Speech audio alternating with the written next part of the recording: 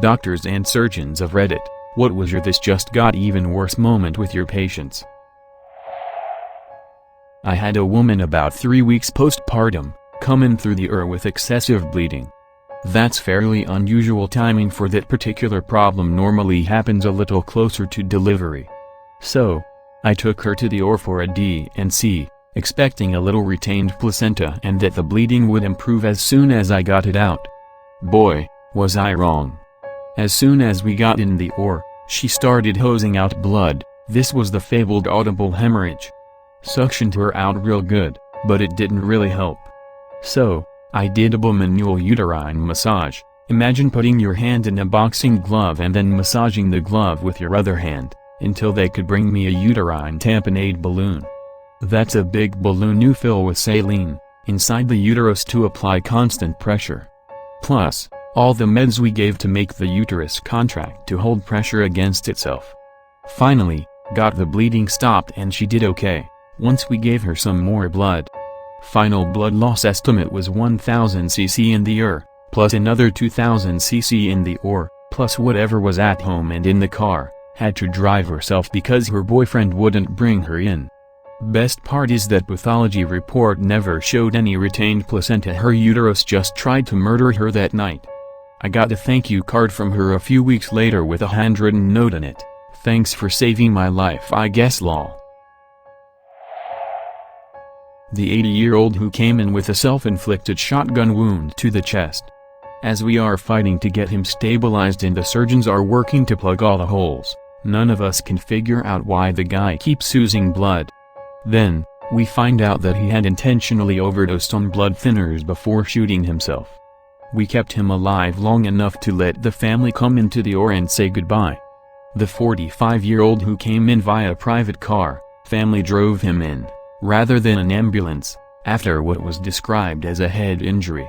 We realized how bad it was, when someone noticed a plastic grocery bag lying on the patient's belly. It contained the brains that the family managed to scoop up, in the hopes that we could re-implant them. The 30-something, meth addict, who also had a permanent catheter, infusing life-saving medication directly into his chest for pulmonary hypertension. He came into the ICU with pH crisis, and then we found out why. He had been injecting meth into the catheter, creating a hole through which his life-saving medication leaked out. Medicine is a lot of things. Sometimes, it's just tragic. Was coding a patient in room 1. I bring the family in before I call the code if they want, so they get a chance to say goodbye before I stop. Wife was clearly gone, had probably died hours before. Husband comes in, sees her laying there, grabs his chest and down he goes. His was a ventricular arrhythmia, ultimately resuscitated.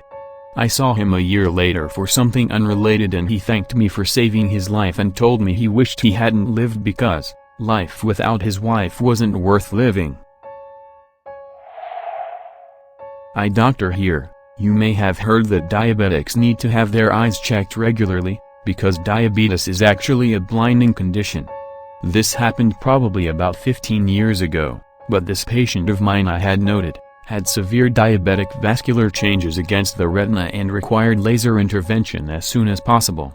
Without getting into the socio-economic arguments here, she scheduled her surgery and on the day of the surgery, decided to take a workday instead of her surgery.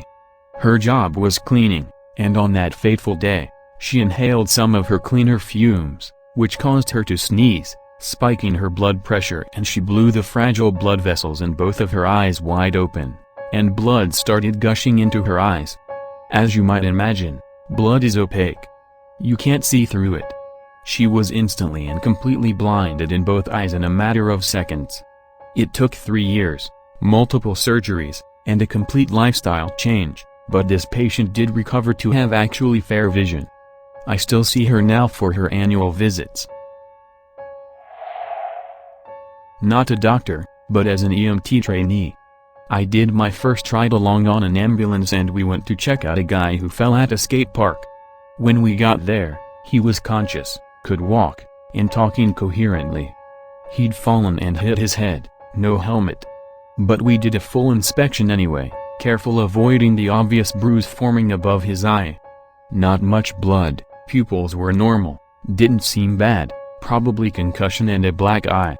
Well, he could have turned us down, but we talked him into coming with us to the just to double check everything. So, we get him in the ambulance, lay him down. And it was my job to check his blood pressure. It had gone down significantly since first check. Well, it didn't take long, and he seemed to be losing consciousness, getting sleepy, and then he starts throwing up blood. That would be the things just got even worse moment. We turned on the sirens at that point, the paramedic started fluids, blood pressure kept dropping, and it was no bueno. He was unconscious by the time we got to the It sounded like he just barely got there in time, had wounds bleed a lot as we found out, and not always obviously. That part we skipped, touching the bruise above his eye, because it was obviously going to hurt him. Well, we shouldn't have skipped it. If we had, it would have felt super mushy, because all that bone around his eye and cheek was crushed. And all the blood? Well, it was draining down his throat and into his stomach. He ended up having emergency brain surgery, where on top of all the other stuff they found and removed a tumor. Pretty crazy for a first ride along. I hope he's doing well now and wearing a helmet. Homeless man is brought into the ED by emergency medical services for a foot wound that is giving him trouble. We eyeball his foot that's poking out from the blanket as he's rolling by, and it's a little roughed up but doesn't seem too bad. We go in to get his story and he says he hurt his foot a few days ago and that it just hurts to walk on. We ask if we can take a peek, so he whips off the blanket to show us his other foot, the one that is actual hurt, releasing a horrific stench cloud in the process. We knew we were in for a treat. Guy has his foot bandaged in a very dirty ace wrap, toes are completely black and necrotic, and there's a maggot butt wiggling near the edge of the ace wrap. We tried to remove the wrap, but it was stuck together with blood, dirt and who knows what else, so time to cut that sucker off. As we cut, more maggot began to present themselves, and the smell of dead flesh just kept getting more and more intense. We finally make it through and go to pull away the wrap, and I swear at least 100 maggot fell out of that thing. But that wasn't the worst part. The entire bottom of the man's foot was stuck to the wrap and just fell away from the underlying muscle and bone. We told the man we were unfortunately not going to be able to save the foot, to which he responded, "Oh man, really? I didn't think it was that bad." Surgeon here.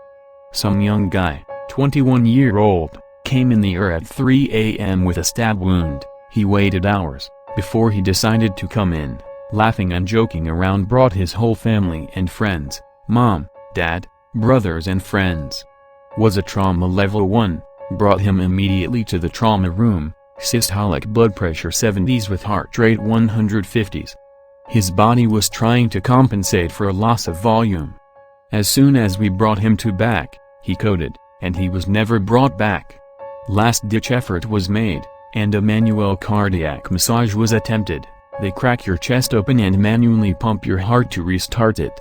The knife had nicked his abdominal aorta and it completely ruptured. Liters of blood spilled into the floor. It was like a scene from a movie. Meanwhile, his friends were having a pizza party in the waiting room, laughing and having a good time, when we had to tell them he died. All hell broke loose and they stormed the by force. Security and police were called, punches were thrown. His brother got a glimpse of him and yelled, "You killed him." He came walking in, whistling like nothing, and you guys murdered him for his organs. Punches were thrown, people were tased. Good times. The beautiful 34-year-old woman who manned a grill for 2 days during some sort of weekend festival for her church. Her eyes got irritated from the smoke off the grill, so she asked her PMD for some eye drops. After using them for 2 days, she developed a rash that rapidly progressed to cover her whole body.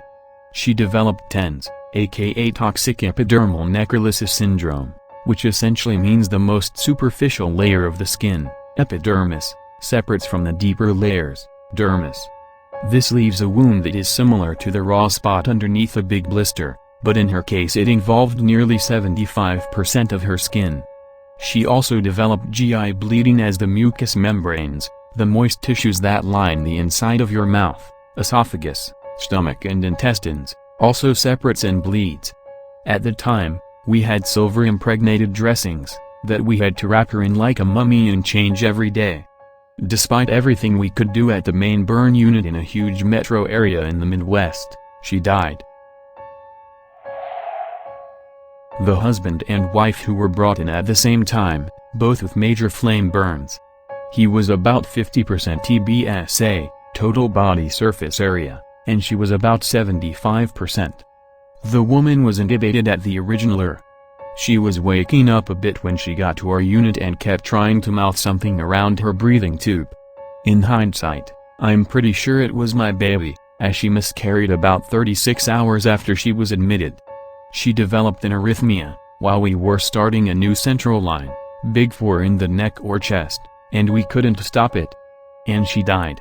We later found out that the husband put their 2 kids in the car, then went back inside and choked her till she passed out, and then poured gasoline all over her and lit her on fire after he found out she was pregnant with someone else's baby.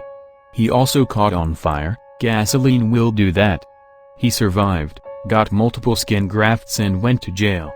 The kids were uninjured, physically. That was during the first 3 weeks I was a doctor. A healthy, 23-year-old, male comes into ER with some chest pain. Normal vital signs, never smoker, normal chest x-ray. Pain started after eating something spicy, tell him it's probably GERD. 5 minutes later, he drops dead in his bed. Started CPR and got a pulse back. Stabilized, gets court scan and has an aortic dissection, dies again in court scan and never makes it to the OR. The guy's major blood vessel basically just exploded. This happens to men in their 70s with a long smoking history and high blood pressure. This healthy 23-year-old had absolutely zero risk factors for this. Still makes no sense to me.